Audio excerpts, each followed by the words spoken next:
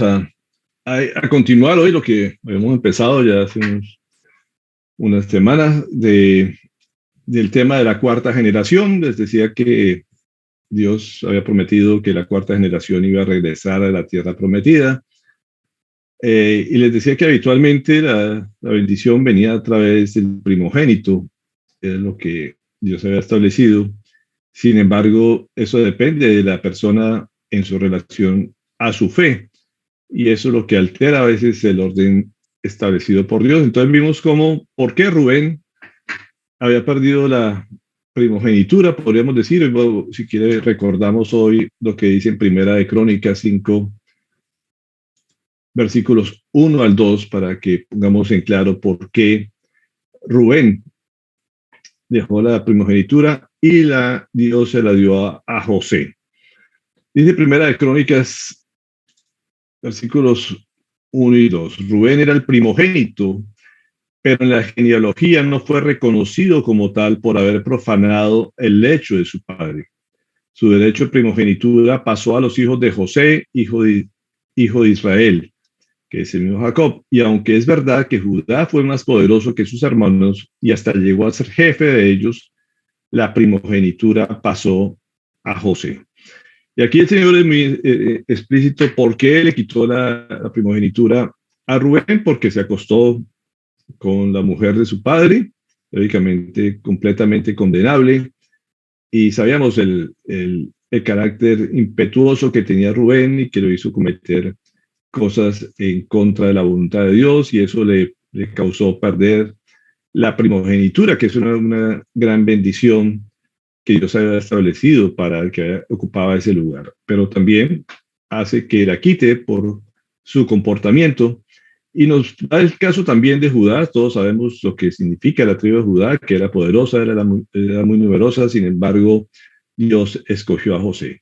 Y vamos a mirar las evidencias bíblicas que el Señor menciona porque José, podríamos decir, que tiene la primogenitura. Y todo se concentra de aquí en adelante, en esa cuarta generación, en José. Sabemos que hay 12 hijos, 12 que van a formar las 12 tribus, pero la bendición se da a través de José. Entonces, un segundito, me queda habilitado para que no entre el ruido. Listo. Miremos las evidencias de que José recibe la bendición. Génesis 30, 22, 24. Dice, pero Dios también se acordó de Raquel, la escuchó y le quitó la esterilidad. Fue así como ella quedó embarazada y dio a luz un hijo. Entonces exclamó, Dios ha borrado mi desgracia. Por eso lo llamó José y dijo, quiera el Señor darme otro hijo. Vamos a empezar a mirar desde el origen de José. José, como vemos aquí, es hijo de Raquel. Y todos recordamos la historia de que tuvo que pasar Jacob. Como dice, el que engañó, terminó siendo engañado también por su suegro, le cambió la mujer. Él, la mujer que amaba era Raquel, y podríamos decir era la mujer de su corazón, de su amor, con la que quería hacer el pacto ante Dios. Sin embargo, fue engañado, le pasaron a otra mujer, tuvo otros hijos con la otra mujer y duró 7 años para poder lograr. Pero después de que él se une a Raquel, que era su amada, para Dios aparentemente aparece como si fuera su primogénito, se puede decir, así como también pasó el caso de Ismael, que no fue el primogénito de Ismael, sino fue Isaac. Así también pasa con José, era la mujer que el Señor había dado a Jacob o a Israel, como se conoce. Así que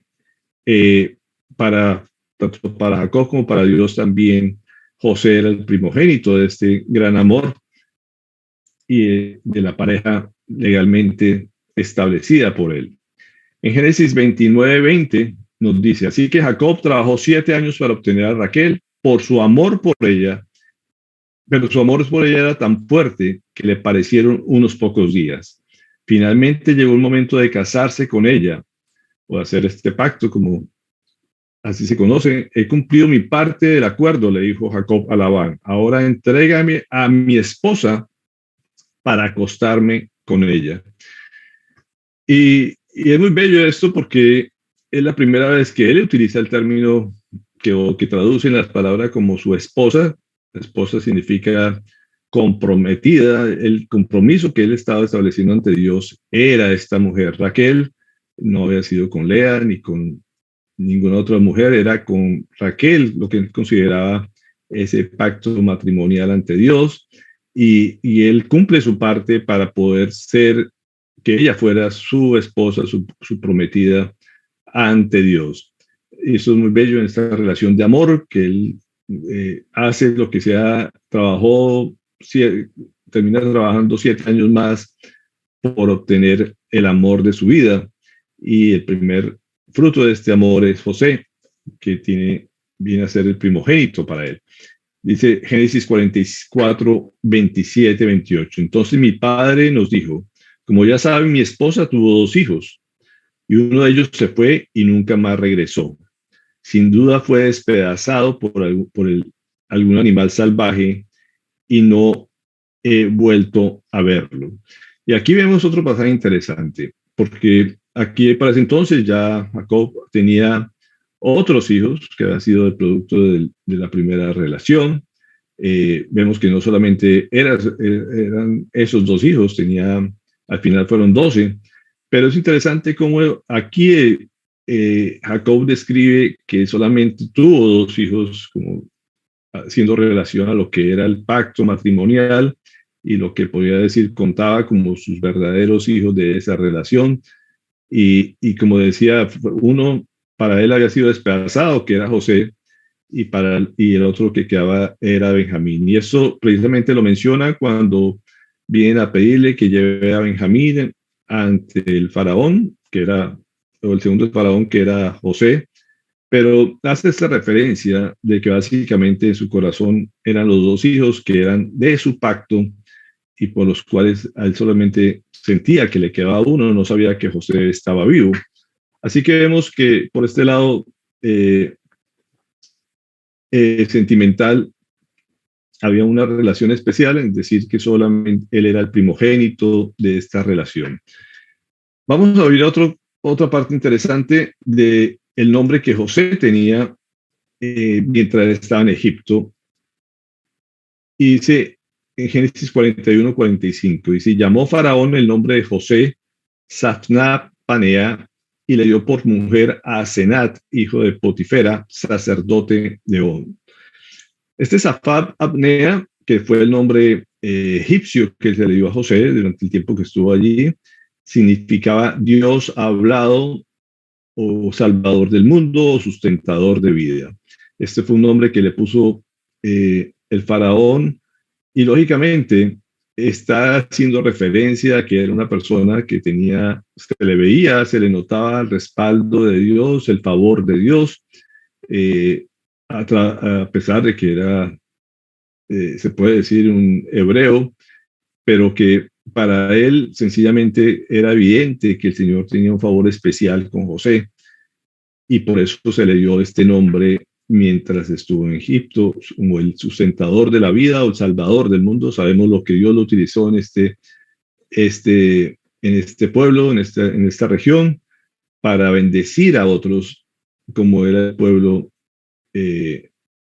hebreo y además el pueblo egipcio. Así que esto vemos aquí también el trato especial que Dios tenía para con José. Hebreos 11, 17, perdón, este es el nombre no lo había puesto en la diapositiva. En Hebreos 11, 17 dice, por la fe, Abraham, cuando fue probado, ofreció a Isaac, y el que había recibido las promesas ofrecía su unigénito, habiéndosele dicho, en Isaac te será llamada descendencia, pensando que Dios es poderoso para levantar aún de entre los muertos, de donde en sentido figurado también le volvió a recibir. Por la fe bendijo Isaac a Jacob y a Esaú respecto a cosas venideras. Por la fe, Jacob, al morir, bendijo a cada uno de los hijos de José y adoró apoyando sobre el extremo su bordón. Por la fe, José al morir mencionó la salida de los hijos de Israel y dio mandamientos acerca de sus huesos. Miren, aquí está el orden que Dios estableció, que lo menciona, no lo confirma en Hebreos, de cuál fue el orden de la bendición o la herencia de fe que había dentro de los orígenes del pueblo de Israel. Vemos que fue Abraham como el gran patriarca por el que empezó el plan de Dios para que este pueblo fuera testimonio de lo que era su relación con ellos. Lo empezó a través de Abraham, después vuelve a afirmar que es de Isaac, después nos habla de Jacob, de que precisamente fueron dos hombres que no eran los primogénitos, como vemos en forma fisiológica, pero sí en el ámbito de la fe. Fueron hombres que siguieron los pasos de sus ascendientes, y después salta a José a través de llevar esta bendición de fe a través de la vida de José, y por eso se menciona que es la cuarta generación. Vemos aquí que a pesar de ser de los últimos en la línea biológica, podríamos decir que fue el primogénito y el representante de esa cuarta generación.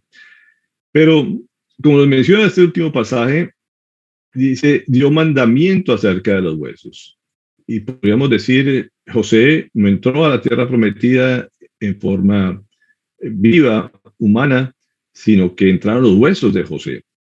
Y esto es llamativo porque el Señor había prometido que la cuarta generación iba a entrar a la tierra prometida, podríamos decir, pero no dijo cómo iban a entrar. Podríamos decir, no entró caminando, pero sí fue llevado, cargado en sus huesos. Pero tenemos que tener claro que Dios no es un Dios de muertos, sino un Dios de vivos. Y eso es muy llamativo aquí, porque uno podríamos decir, humanamente hablando, de que José entró muerto a la tierra prometida, y pues no tendría sentido como decir que se estaba cumpliendo la palabra en ese aspecto. Sin embargo, podemos decir cómo estaba José espiritualmente cuando llegó a la tierra prometida. Y eso es lo que nos toca evaluar y revisar en este momento en relación a que Dios no es un Dios de muertos, sino un Dios de vivos. Romanos 1:17 nos empieza a aclarar este tema. Esa buena noticia nos revela cómo Dios nos hace justos ante sus ojos, lo cual se logra del principio al fin por medio de la fe. Como dicen las Escrituras, es por medio de la fe que el justo tiene vida. Así que aquí Pablo nos empieza a aclarar esto. Ahorita que hemos hablado de Romanos, hemos hablado de que para nosotros, mientras estemos en pecado, estamos muertos ante Dios. Pero cuando recibimos por fe al Señor, estamos verdaderamente vivos, independientemente de cómo esté nuestra carne. Y esto es fundamental que lo tengamos claro. Para Dios estamos vivos mientras estemos con Él. Y mientras tengamos una relación restaurada por Él, para Él estamos vivos. Sin embargo, el resto de personas, así tengan su carne, sus huesos con vida, pues están espiritualmente muertos. Entonces, vemos que hay una herencia y una vida por fe, y también hay una muerte corporal, se puede decir, pero que no necesariamente va una ligada a la otra. Aquí podemos decir, estaban los huesos de José, pero él era vivo por medio de la fe y tenía una vida eterna en el Señor. Y esto también lo aclara el propio Jesús cuando Jesús dijo, yo soy la resurrección y la vida. El que cree en mí vivirá después de haber muerto. Todo el que vive en mí y cree en mí jamás morirá. Son palabras del propio Jesús. Y creo que a veces pasamos muy a la ligera este pasaje cuando lo leemos, pero es de gran profundidad cuando dice, yo soy la resurrección y la vida, como dice, el que está en mí, aún después de haber muerto, vivirá. Está vivo en mí y va a vivir por la eternidad, de lo que está refiriéndose aquí. Y aquí nos pone el caso específico, podríamos decir, de José, de que podría estar muerto físicamente, pero él seguía vivo espiritualmente. Simplemente era un simbolismo el hecho de llevar sus huesos a este lugar. Génesis 50, 24 al 26. José le dijo a sus hermanos: yo pronto moriré, pero ciertamente Dios los ayudará y los sacará de esta tierra de Egipto. Él los hará volver a la tierra que solemnemente prometió dar a Abraham, a Isaac y a Jacob. Entonces José hizo jurar a los hijos de Israel y les dijo: cuando Dios venga a ayudarlos y los lleve de regreso, deben llevarse mis huesos con ustedes. José murió a los 110 años de edad y los egipcios lo embalsamaron y pusieron su cuerpo en un ataúd en Egipto. José la tenía clarita. José la tenía clara porque él sabía que Dios había prometido esto. Y esto es lo importante, tener el conocimiento en lo que Dios ha hablado, en lo que Dios ha dicho. Y si Dios lo dijo, él está completamente convencido, creyendo en fe, de que esto se iba a cumplir. Él no está dudando aquí, no está poniendo, él simplemente antes de morir les avisa que tienen que llevar sus huesos porque 300 años después seguramente iban a entrar a la tierra prometida o en el tiempo que Dios estuviera establecido. Él no sabía en qué tiempo había, lo cierto es que fueron cerca de los 300 años después que se da este cumplimiento de la palabra del Señor.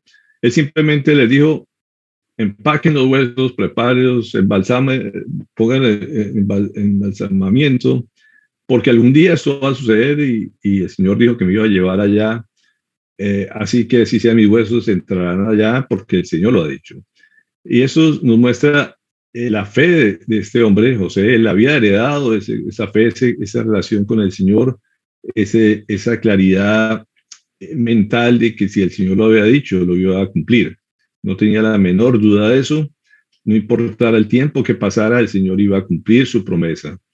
Así que él simplemente dispone, da instrucciones para que esto se dé y que la gente creyera en esto, porque seguramente a través del tiempo alguien podía olvidarse de esto, pero de las instrucciones que él había dado, pero simplemente el Señor sabía que iba a mover sus fichas y le iba a recordar a alguien, que en este caso fue Moisés, para que llevara los huesos como el Señor le había establecido.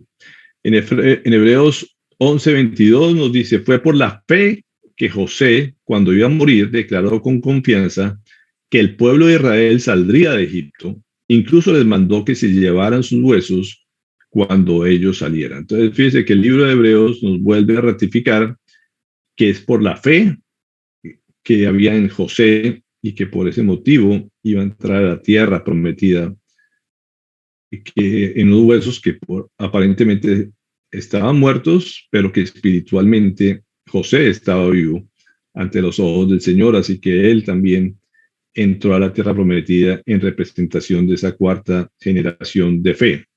Lucas 20:37 nos dice: pero que los muertos resucitan lo dio a entender Moisés mismo en el pasaje sobre la zarza, pues llama al Señor el Dios de Abraham, de Isaac y de Jacob.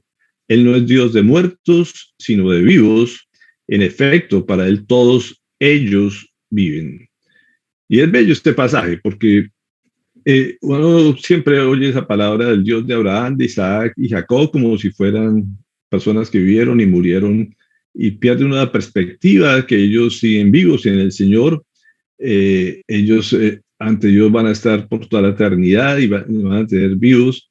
Y ellos siempre recordaban esta frase: el Dios de Abraham, de Isaac y de Jacob, pero también podemos decir es el Dios de José, en el cual él puso toda su fe y su esperanza, y por lo tanto también él mantenía vivo a través de esta fe puesta en el Señor. Nos dice Ezequiel 37:11 al 14. Luego me dijo: hijo de hombre, estos huesos son el pueblo de Israel. Este es un pasaje muy, muy reconocido, una profecía sobre el valle de los huesos secos. Dice: ellos andan diciendo, nuestros huesos se han secado, ya no tenemos esperanza, estamos perdidos. Por eso profetiza y adviérteles que así dice el Señor Omnipotente: pueblo mío, abriré tus tumbas y te sacaré de ellas, y te haré regresar a la tierra de Israel. Y cuando haya abierto tus tumbas y te haya sacado de allí, entonces, pueblo mío, sabrás que yo soy el Señor, pondré en ti mi aliento de vida y volverás a vivir. Y te estableceré en tu propia tierra. Entonces sabrás que yo, el Señor, lo he dicho y lo cumpliré, lo afirma el Señor. Y ese es nuestro Dios. Nuestro Dios, como les decía, no es un Dios de muertos, sino de vivos. Vivos es solamente en el que tiene la fe en Él, está puesto toda su confianza en Él. No importa lo que suceda con nuestro cuerpo material o terrenal, todos pasaremos por este proceso de terminar en huesos o en polvo, pero seguiremos vivos en el Señor, así lo ha establecido el Señor, y así esto, como digo, son sombras de lo que ha de venir, la figura de Israel, de su pueblo, de esta historia que hemos venido estudiando. Y así como el pueblo, se puede decir, pasó por los destierros, el Señor también prometió que algún día iba a regresar, así fueran huesos, pero que su pueblo iba a seguir vivo para siempre. Y hoy lo vemos completamente vivo a su pueblo Israel, a pesar de toda la historia que ha padecido. Y así va a ser con nuestras vidas también, independientemente de lo que vivamos aquí en la tierra, algún día estaremos con el Señor en la tierra prometida, reservada porque lo dice el Señor, porque lo afirma el Señor, y si Él lo afirma, lo cumple. Así que esto siempre nos queda como testimonio de que independientemente de nuestra forma que estemos en esta tierra, estaremos siempre vivos en el Señor. Dice Josué 24:32, los restos de José que los israelitas habían traído de Egipto fueron sepultados en Siquem, en un terreno que Jacob había comprado por 100 monedas de plata a los hijos de Hamor, padre de Siquem. El terreno después llegó a ser propiedad de los descendientes de José. Y es interesante cómo hasta el terreno que había sido comprado por Jacob antes de pasar toda esa travesía o ese tiempo en Egipto, fueron guardados, preservados por parte del Señor, y hasta eso se cuidó de que ellos volvieran a ese terreno que Jacob había comprado. Así que cuando el Señor los trajo de pasar todos esos años en Egipto, fue guardado ese terreno para que él fuera enterrado esos huesos y se cumpliera lo que el Señor había dicho, que esa cuarta generación iba a estar en la tierra prometida, iba a ingresar. Así que no fue un error lo que aparece en Génesis 16, en este pacto que el Señor había establecido con su pueblo, que la cuarta generación iba a entrar a la tierra prometida. Esto pasan 692 años después del pacto, y esto nos permite ver que no importa el tiempo que pase, a veces nos desesperamos por no ver las promesas del Señor, pero tenemos que ver estos ejemplos que el Señor permitió casi 700 años después de que se diera y se cumpliera su palabra. Como dice el Salmo 105, del 9 al 11, dice, en el pacto que hizo con Abraham, el juramento que le hizo a Isaac, se lo confirmó a Jacob como un decreto, a Israel como un pacto eterno, cuando dijo, te daré la tierra de Canaán como la herencia que te toca. Son bellas palabras que nos da el salmista aquí, recordando lo que el Señor había establecido a través del pacto. Todas las relaciones que el Señor establece con el ser humano es a través de pactos. La única forma de relacionarnos con Él es a través de pactos. El pacto en el cual vivimos es el pacto hecho por Jesucristo.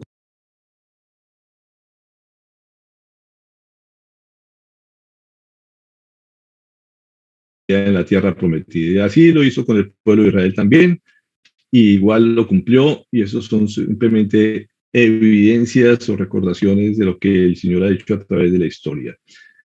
Dice el Salmo 105, el 42 al 45. Ciertamente Dios se acordó de su santa promesa, la que hizo a su siervo Abraham, sacó a su pueblo, a sus escogidos, en medio de gran alegría y de gritos jubilosos. Les entregó las tierras que poseían las naciones, heredaron el fruto del trabajo de otros pueblos, para que ellos observaran sus preceptos y pusieran en práctica sus leyes. Aleluya, alabado sea el Señor. Y es hermoso ver el cumplimiento de las promesas de parte del Señor, las profecías de parte de Él. Es un motivo de celebración cada vez que vemos cómo el Señor cumple absolutamente todo lo que promete y le da y le reserva las bendiciones que traen al que confíen en ese pacto, a los que confíen en su palabra, a los que confíen en su profecía. Simplemente tiene el privilegio de ver estas bendiciones. ¿Qué bendiciones, podríamos decir, heredaron la línea de José? Y esto es interesante porque es una evidencia más de que José fue primogénito. Tenemos que recordar que Dios había establecido que el primogénito iba a heredar doble porción que el resto de los hijos. O sea, el 50% de la promesa que sí que estaría para el primogénito. Y vemos aquí como el Señor también cumple y da una evidencia de que José era su primogénito y era el que representaba la cuarta generación. Dice Génesis 49:26, que mis bendiciones paternas sobre ti superen las bendiciones de mis antepasados y alcancen las alturas de los montes eternos. Que estas bendiciones descansen sobre la cabeza de José, que quien es príncipe entre sus hermanos. Y es bello aquí ver cómo el Señor establece que las bendiciones siempre van a ser superiores. Cada vez uno ve las bendiciones van aumentando de generación en generación. Pone aquí el límite, como dice, las alturas de los montes eternos, o sea, que las bendiciones no van a tener fin. Es una figura poética casi de hablar de que las bendiciones no tendrán fin, pero que estas van a ser a través de la cabeza de José, considerado el príncipe entre sus hermanos. O sea, él fue escogido por Dios como el primogénito entre sus hermanos. Deuteronomio 33:16 nos dice, con lo mejor que da la tierra y su plenitud y el favor de aquel que apareció en la zarza ardiente, que estas bendiciones reposen sobre la cabeza de José y coronen la frente del príncipe entre sus hermanos. Esta bendición nos confirma aún más, como dice, que todo cayó sobre la vida de José y que iba a ser especial entre los hermanos, que los demás iban a servir, se puede decir, a él. Y viene la palabra esta Nazir, que básicamente es lo mismo que hemos visto a través de los nazareos, que son separados, consagrados, más que esa figura de príncipe que uno tiene establecido como alguien simplemente la realeza que se beneficia de cosas inmerecidas. Más bien tiene que ver que él iba a ser separado, consagrado para el Señor por medio de la fe. Y esto es importante que lo tengamos claro. Los hijos de Dios no es simplemente un título real, es simplemente ese hecho de santidad que significa o tiene un significado parecido al de nacer. Lo podemos ver así, somos separados para el Señor por medio de la fe para vivir la vida como Dios la ha establecido. Dice Josué 17 al 18. Entonces Josué dijo a la tribu de Efraín y a la de Manasés, los descendientes de José, ya que ustedes son tan fuertes y numerosos, se les dará más de una porción de tierra. Los bosques de la zona montañosa también serán suyos.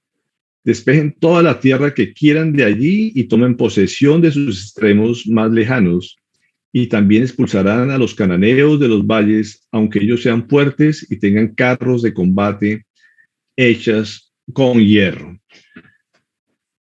Y aquí vemos cómo viene la repartición de las tierras. Y tenemos que tener claro también lo que significa la bendición. La bendición simplemente no es tome esto gratis y fácil.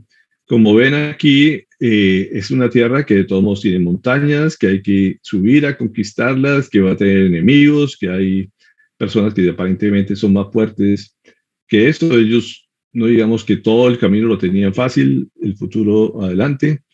Tenían toda esta tierra que era gobernada por los cananeos, sabemos que habían tierras de gigantes, y esta es la tierra que les da lo que vemos aquí en la pantalla, Efraín y Manasés, pero tienen una gran parte del océano, del mar Mediterráneo. Eran unas tierras muy fértiles, muy buenas, que les darían un gran futuro seguramente, pero que la conquista de esto no iba a ser fácil. O sea, ellos tenían que hacer su parte, tenían que seguir confiando en el Señor, creyendo en el Señor, fortaleciendo su fe a través de las proezas que el Señor les iba a permitir ver. Génesis 48, del 5 al 6, nos dice: ahora bien, los dos hijos que te nacieron aquí en Egipto, antes de que me reuniera contigo, serán considerados míos. Efraín y Manasés serán tan míos como lo son Rubén y Simeón. Los hijos que tengas después de ellos serán tuyos, y a través de sus hermanos recibirán su herencia. Y es interesante, y a veces uno le cuesta creer por qué Jacob hizo esto. Y si no entendiéramos como la promesa de lo que Dios había estado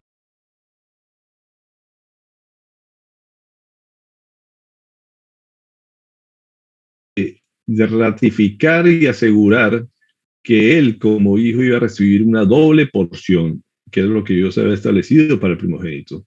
Y eso iba a ser a través de sus nietos. Él declara para que sea la forma de que pudieran estar asegurados cuando ellos llegaran a la tierra prometida la doble porción. Él les establece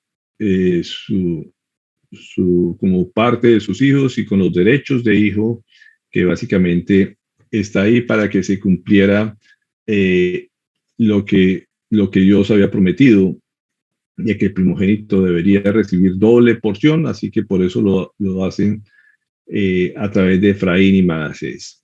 En Génesis 48, 15, 16 dice: y los bendijo con estas palabras: que el Dios en cuya presencia caminaron mis padres Abraham e Isaac, el Dios que me ha guiado desde el día en que nací hasta hoy, el ángel que me ha rescatado de todo mal, bendiga a estos jóvenes, que por medio de ellos sea recordado mi nombre y el de mis padres Abraham e Isaac, que crezcan y se multipliquen sobre la tierra.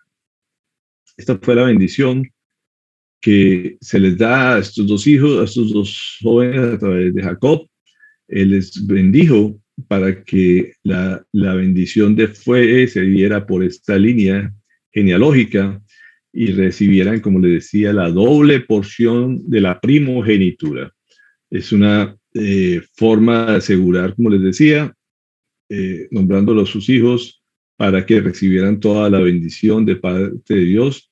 Y vemos aquí la importancia de la bendición de los padres a los hijos, algo completamente sagrado para Dios, que todos anhelaban estas palabras de un padre porque sabían que se cumplirían, y Dios, como así lo estableció a sus padres, los considera los sacerdotes. Es un pueblo de sacerdotes, y la bendición sacerdotal es respaldada por parte de Dios, así que estos jóvenes iban a recibir eso, no importara el tiempo que pasara. Y las tribus de estos jóvenes, que así, como digo, no entró José en forma viva, humana, sí entró espiritualmente vivo, y a través de los hijos recibieron esa doble porción de tierra que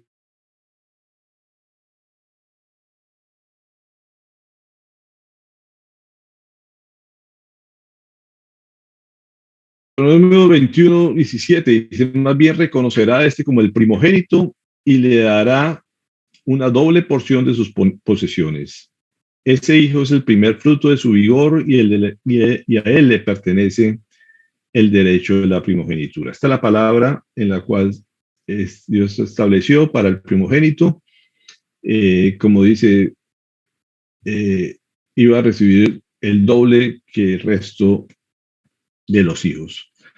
Y por último, nos dice que el cetro no se apartará de Judá, ni entre sus pies el bastón de mando, hasta que llegue el verdadero rey, quien merece la obediencia de los pueblos. Este, eh, esta promesa que también se le da a Judá, es importante que la tengamos clara, de que a través de la línea de Judá va a ser por donde aparece o donde viene el Hijo de Dios. Esto lo vamos a continuar viendo a través de todo el estudio de la genealogía hasta que lleguemos al propio Jesucristo y se empiece el nuevo pacto. Así que hasta aquí paramos para que veamos si hay preguntas, comentarios.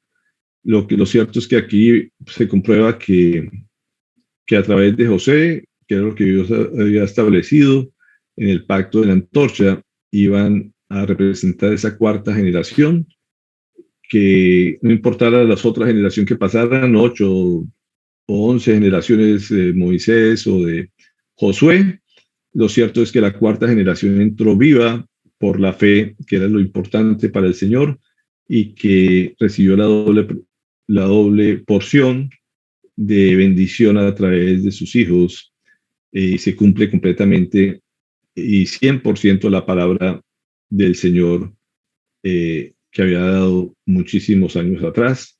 Así que ese es el Dios nuestro, el Dios de pactos en el que podemos confiar y en el que siempre cumple su palabra.